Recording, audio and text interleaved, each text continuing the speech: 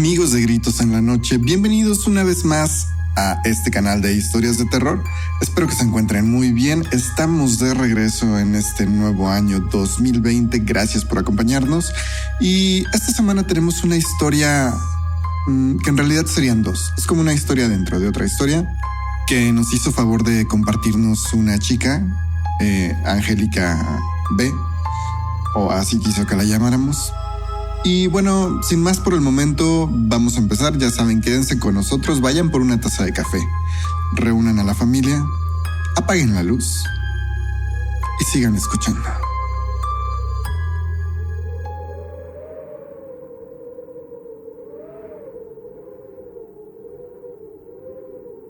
¿Saben, amigos? Esta época del año es la que más me gusta. Las noches frías siempre me han parecido muy atractivas.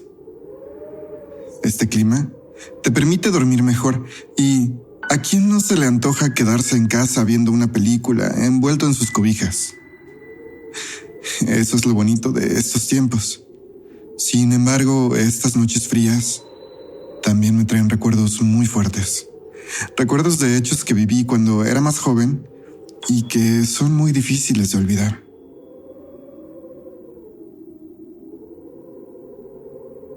Cuando era niña pasamos en casa muchos aprietos económicos. Mis padres se habían casado muy jóvenes, prácticamente meses antes de terminar sus carreras profesionales, y no tenían realmente una base económica sólida en que asentarse. Pese a eso, ellos nunca quisieron irse a vivir a la casa de mis abuelos paternos ni maternos. Siempre tuvieron muy claro que querían construir su vida como pudieran, de manera independiente. Vivíamos en una especie de vecindad en la colonia Guerrero. Era pequeña, pero afortunadamente nuestros vecinos siempre fueron personas de bien, así que pasamos una infancia muy sana mi hermano, 5 años menor, y yo. Mi papá durante esos años poco a poco empezó a tener mejores posiciones en su trabajo. Y cuando yo tenía 16, estando ya en la prepa, tuvo una gran oportunidad e un excelente ascenso, pero que significaba mudarse de ciudad a Tijuana. Mi hermano apenas iniciaría la secundaria, pero yo ya iba en segundo de preparatoria, con miras a llegar a la universidad. Pese a las carencias, desde la secundaria mis papás habían logrado brindarme una educación en escuela privada, por la creencia que había, al menos en esos tiempos, de que eso me permitiría llegar a la universidad más fácilmente, a la UNAM, que era mi sueño. Así que, después de contemplar varias opciones y no pudiendo mi papá rechazar esa oferta, se acordó que él se iría a Tijuana, solo por un par de meses en lo que mi hermano terminaba la primaria. Después mi mamá y mi hermano lo alcanzarían y yo me quedaría a vivir aquí en la ciudad, con mi abuela paterna. La idea no me desagradó, porque así no tendría que dejar totalmente a mis amigos y mis aspiraciones.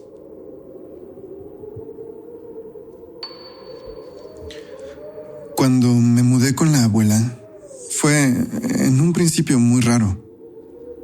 A ella la había visto pocas veces, pero me parecía una persona muy enigmática. Ella tenía una casa muy grande en una zona de la ciudad con mejor poder adquisitivo y mejor ubicación. Incluso me quedaba más cerca de la prepa.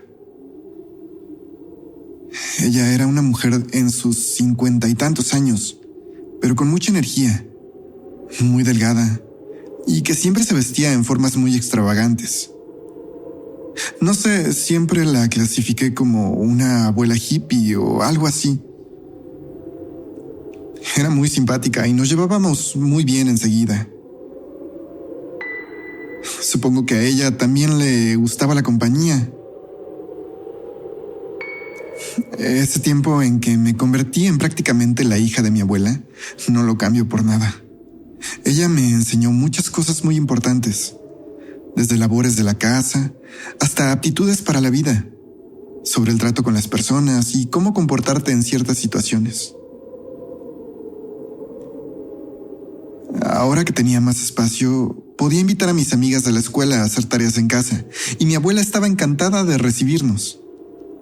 Nos hacía galletas o algún pan para terminar las sesiones, que a veces eran un pretexto solo para reunirnos los viernes por la tarde.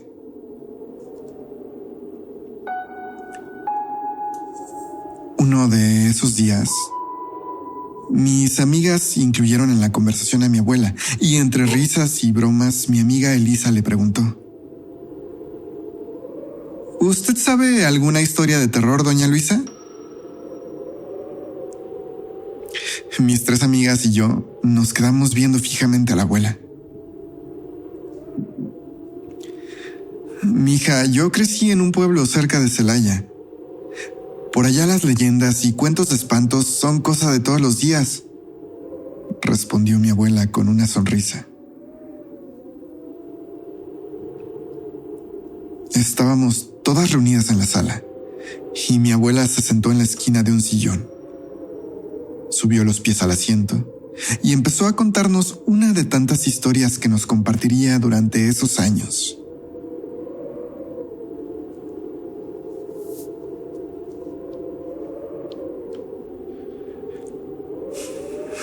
Cuenta mi abuela que cuando ella era niña, en el lugar donde vivía, existían básicamente tiendas, cantinas, un doctorcito, una escuela y la iglesia. Todo lo demás eran casas de campesinos en una extensión de terreno no muy grande, donde todos se conocían. Cuando mi abuela tenía 16 años, su tía enfermó y prácticamente quedó postrada en cama por un tiempo. Esa tía era hermana de su mamá y básicamente era como si viviera con ellas, pues eran vecinos puerta con puerta. Mi bisabuelo, como hombre del campo y con ideas muy anticuadas, dejaba prácticamente todas las labores de la casa a las mujeres. Él solo trabajaba y se emborrachaba, así que no se podía contar con él para casi nada. Una noche su tía se puso muy mal, así que mientras mi bisabuela atendía con preocupación a su hermana, mandó a mi abuela a buscar al doctor y a su papá. Ella salió corriendo también un poco asustada. No era muy normal que una jovencita anduviera sola en el pueblo, cerca de la medianoche. Atravesó el jardín principal del pueblo, frente a la iglesia, para llegar a casa del doctor. Él de inmediato le dijo que iría a ver a su tía.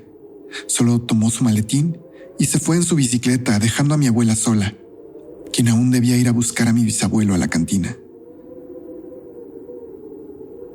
Mi abuela dice que caminó un par de cuadras y a lo lejos vio que la cantina estaba cerrada, así que decidió devolverse a su casa.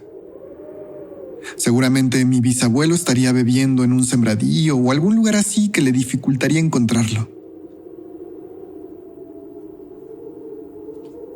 Al emprender el camino de regreso, frente a la plancha de la iglesia, vio una persona tirada. Se acercó con cautela para ver quién era y cerciorarse que no se trataba de su papá borracho, pero vio una cara que no le resultó familiar. Un hombre muy delgado, que cuando ella se acercó, pudo concluir que era muy alto, y en la oscuridad de la noche pudo ver que era de raza negra, algo totalmente inusual en la región en aquellos días. Mi abuela se espantó un poco y dio la vuelta, temblando, pero de manera sigilosa, esperando no despertarlo. Y empezó a caminar. Apenas dio unos pasos cuando escuchó que le hablaban.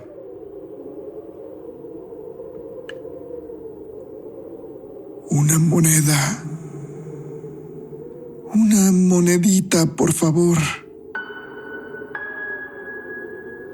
Mi abuela volteó y vio a aquel hombre sentado en el piso, viéndola fijamente con una sonrisa muy macabra. ¿Una monedita?, volvió a preguntar aquel hombre mientras inclinaba su cabeza hacia un lado y no dejaba de verla fijamente. ¡Una monedita! Aquella voz hizo correr a mi abuela.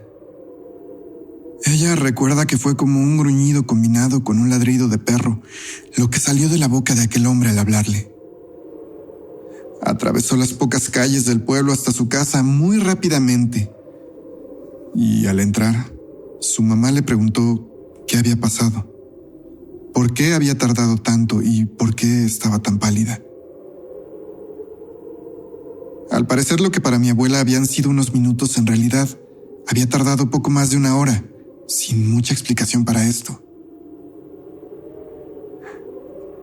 Le dijo a mi bisabuela que no pasaba nada y se asomó por la ventana. Ella dice que pudo ver a aquel desconocido mendigo parado en la esquina, viendo hacia su casa, y cuando sus miradas se encontraron, él nuevamente sonrió. Y después se inclinó para recargar sus manos en el piso y se dio la vuelta, alejándose corriendo, pero no de manera normal. Lo hizo como un animal en 4 patas.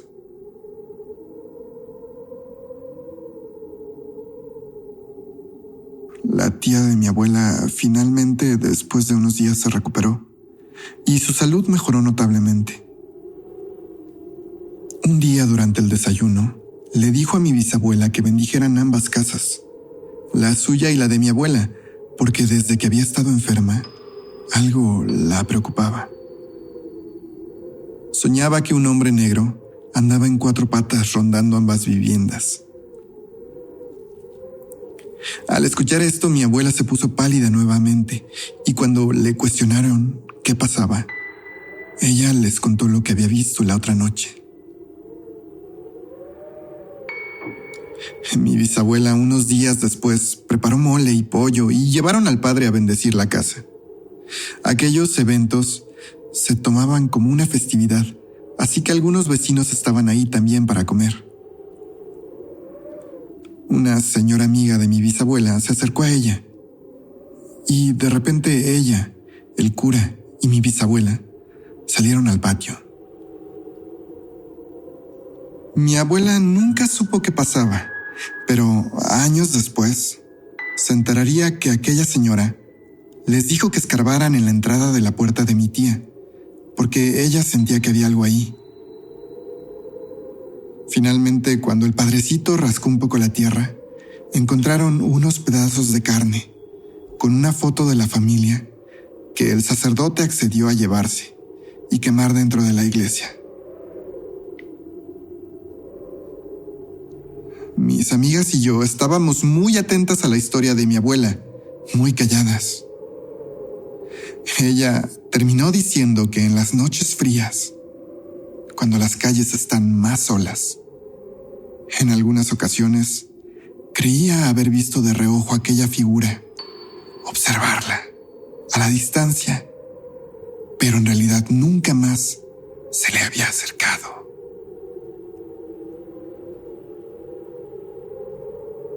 Un par de días después, en la escuela, Tania, una de mis amigas, nos contó algo muy raro. Al parecer, su tío le había hablado de una historia de la colonia.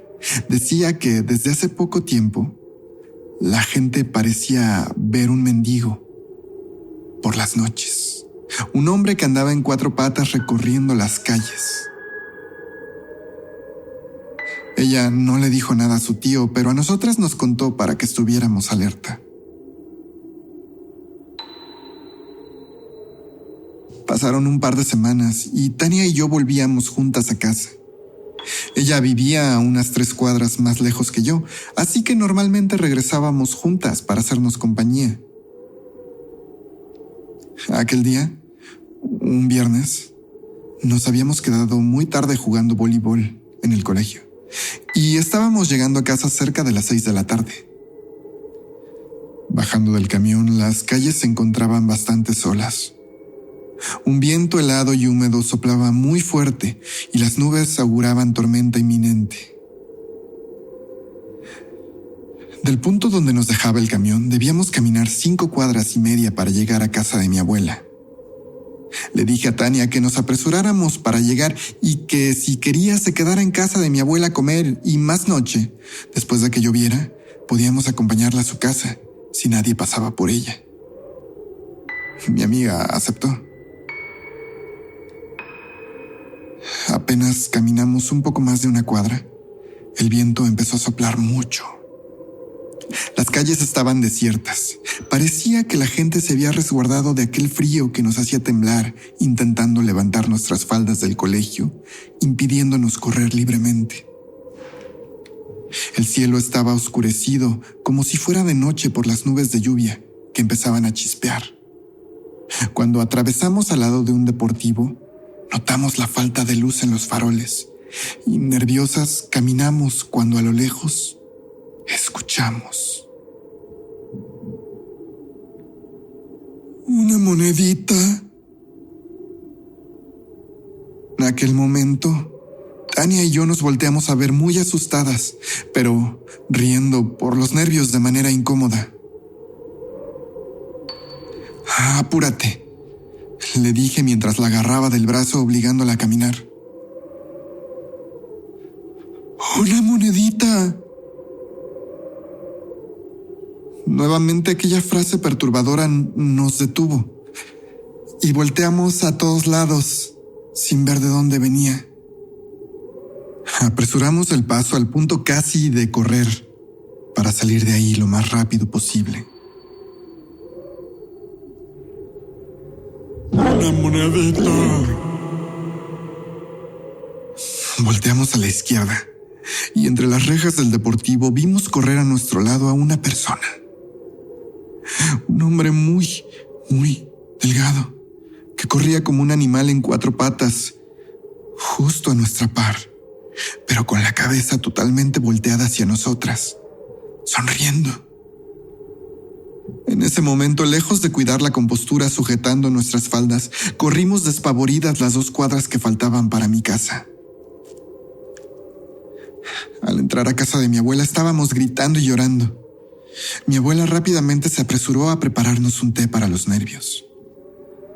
Mientras lo bebíamos, Tania y yo le contamos cómo había ocurrido todo esos minutos antes, y mi abuela escuchó con atención. «Hijas, no se preocupen. No creo que lo vuelvan a ver. Y lo siento, Tania. Tal vez era algo que solo le tocaba vivir a mi nieta, pero qué bueno que estabas con ella». Mi abuela entonces nos contó que mi padre y mis tíos también lo habían visto alguna vez en sus vidas, pero no más de un par de veces sin que realmente les hiciera daño o se les acercara.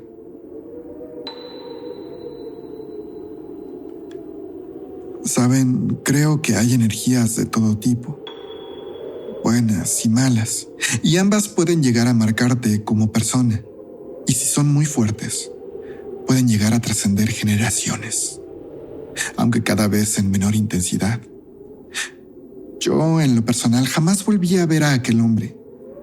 Sin embargo, en las noches frías y ventosas, prefiero caminar acompañada si es que tengo que hacerlo.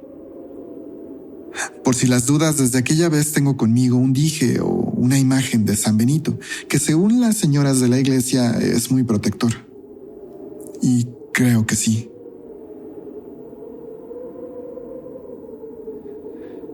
Mi abuela nos contó a mis amigas y a mí muchas cosas durante esas tardes que pasamos en su casa. Son historias maravillosas y algunas escalofriantes. Algunas de esas últimas se las compartiré en siguientes ocasiones, esperando que les gusten. Gracias por escuchar. Amigos de Gritos en la Noche, gracias por quedarse hasta el final de otro de nuestros videos, otra de nuestras historias. Y ya lo saben, no se vayan sin darle pulgar arriba, suscríbanse si aún no lo han hecho. Y si pueden, por favor, compartan para que más personas nos escuchen y tengamos más cosas que contar. No lo olviden, estamos aquí cada semana, los domingos. Nos vemos en una próxima ocasión. Váyanse a dormir antes de que escuchen gritos en la noche.